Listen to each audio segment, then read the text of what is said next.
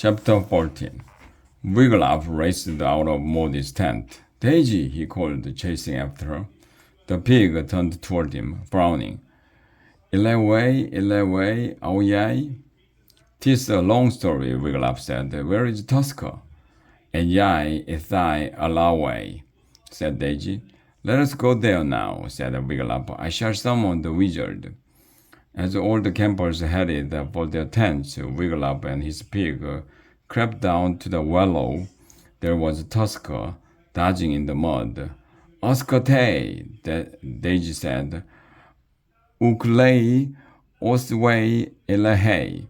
Tusker opened one eye and grunted. In the time-honored way of summoning wizards, Wiglaf chanted his name backward 3 times. "Comrades, comrades, comrades!" A bright light flashed, and a blue-robed wizard stood before them. "Vrak!" Tusker cried, jumping up. "You again?" "Ulrich!" cried Jellak. "Close enough," said Wiglaf. "Wizard, will you put a speech spell on Daisy's friend Tusker?" Jellak glared at Tusker. Then his eyes brightened. Say Wigglewort, any chance you can pay me for this job?" "Sorry," said Wiglaf. "We have no money." "Bat's breath," Jellak muttered. "The thing is, I broke Gizmore's brand new cloud maker. Total accident, but Giz says I still have to cop up the price of a new one. I am desperate for cash. Anyway, Wizard Rule number 598 says I can't turn down a request, so let's get started." The wizard began to walk around Tusker.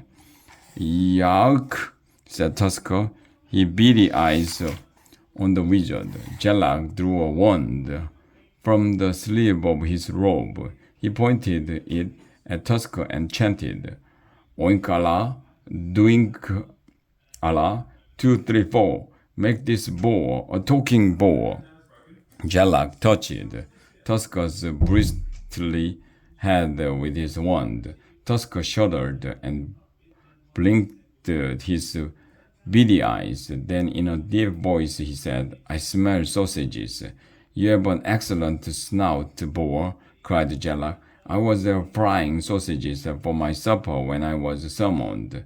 "Got any on you?" asked Tusker. "Alas, no," said Jellak. "LJ," cried Daisy. "Oscar Tay, Ike spray English yai." "He speaks English," the wizard nodded. "What of it?" "Iwai, otne, igpay, atin lay," asked Daisy. "He's not a pig," said Jellak, "and there's no such thing as boar Latin." Wiglaf couldn't get over it. Jellak had finally cast a spell that worked perfectly. "Anything else?" said the wizard. "Or can I get back to my sausages?" "There's something else," said Wiglaf. Wiglaf quickly told Jellak what he had learned from the verse on Crazy Louie's map.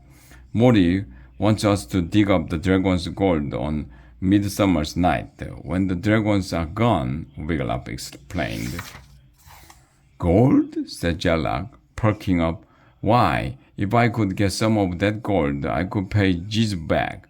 "No," cried Wiglaf. "There's a curse on anyone who digs up the dragon's gold." "Midsummer's Night, you say?" asked the wizard. Wiglaf said, "Yes, but—" "See you then," cried Jellak, and in a flash he vanished. Tusker turned to Daisy.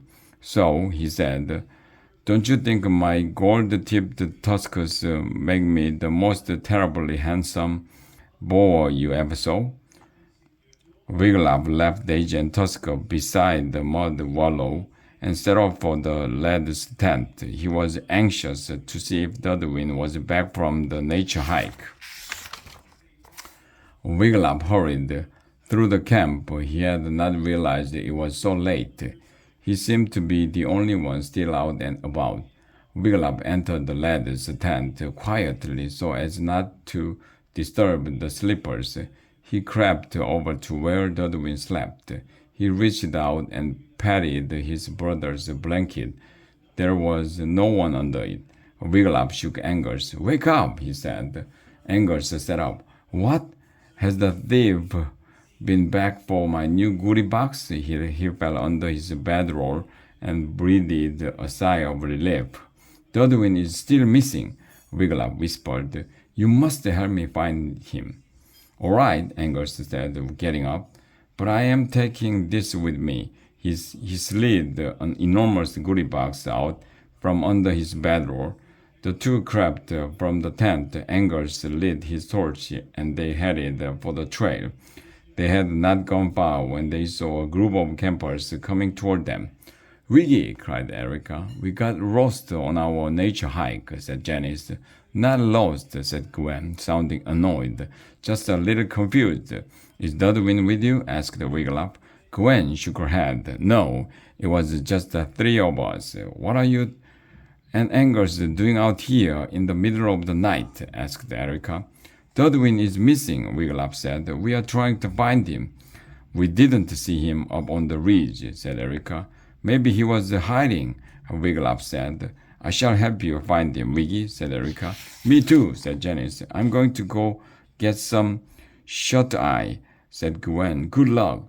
Wigglup, Angus, Erica, and Janice set off. By now, they were so used to climbing the trail that they had no trouble doing it with only small torches to light their way. Dudwin, Wigglup called as they went. Dudwin! But the little lad never answered as they hiked up the trail. Angus told the lassies what the verse on the parchment said. Maudie sure is going to a lot of trouble to get gold, said Janice.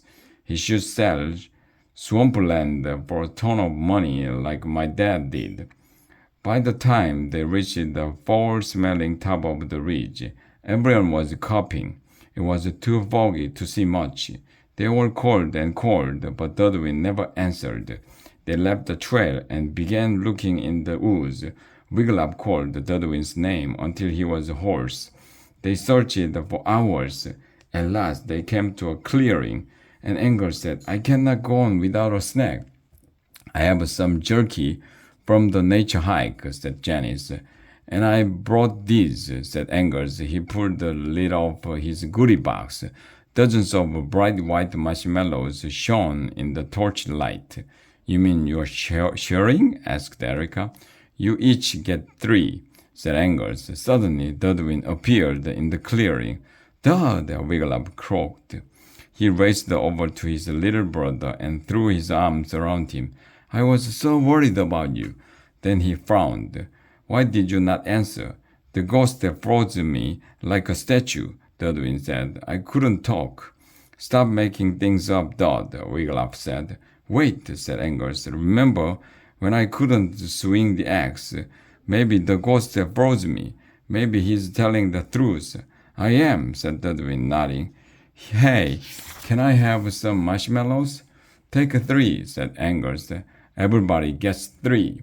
Let's make a fire and toast them, said Erica. Janice and Wigglup gathered wood and Erica made a fire. Angus found 5 toasting sticks. He stuck 3 marshmallows on each. Dudwin, did you run Maudie's shots up the flagpole? Angus asked as he handed him his stick. Tell the truth, said Wigglup. Yup, Dudwin grinned. That's the best thing that's happened at camp all summer. Angus stuck 3 more marshmallows on Dudwin's stick. They all held their sticks over the crackling fire. The scent of toasting marshmallows filled the air. Dud, why did you take off without telling me? Asked Wigglup.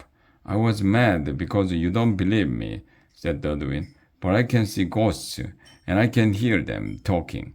I believe you now, Dud, said Wigglup. Really, truly I do. And he told Dudwin about the verse. It said anyone who digs up the dragon's gold will be cursed. Wigglup finished.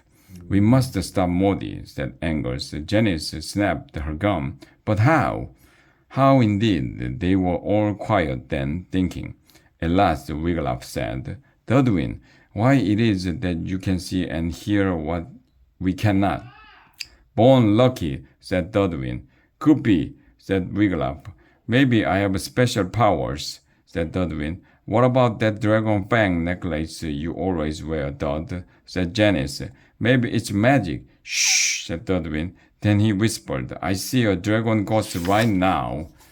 One of the Wigglytuff marshmallows floated up his toasting stick. It hovered in midair. A blue flame oozed from out of nowhere. It quickly toasted the marshmallow, and then the marshmallow vanished. Yikes! Cried Angus, Erica, and Janice.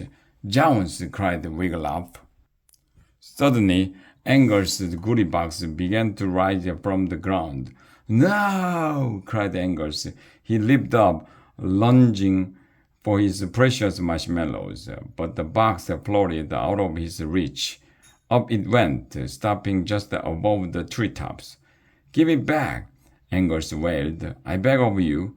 Give me my goodie box. A thought popped into Wigglytuff's head. Quick, Dud, he whispered. Let me have the fang necklace. Dudwin pulled off his necklace and put it over Wigglytuff's head. Wigglytuff looked up, hovering above their heads. He saw what looked like a large cloud, a large dragon-shaped cloud. Not a cloud, a ghost, a dragon ghost.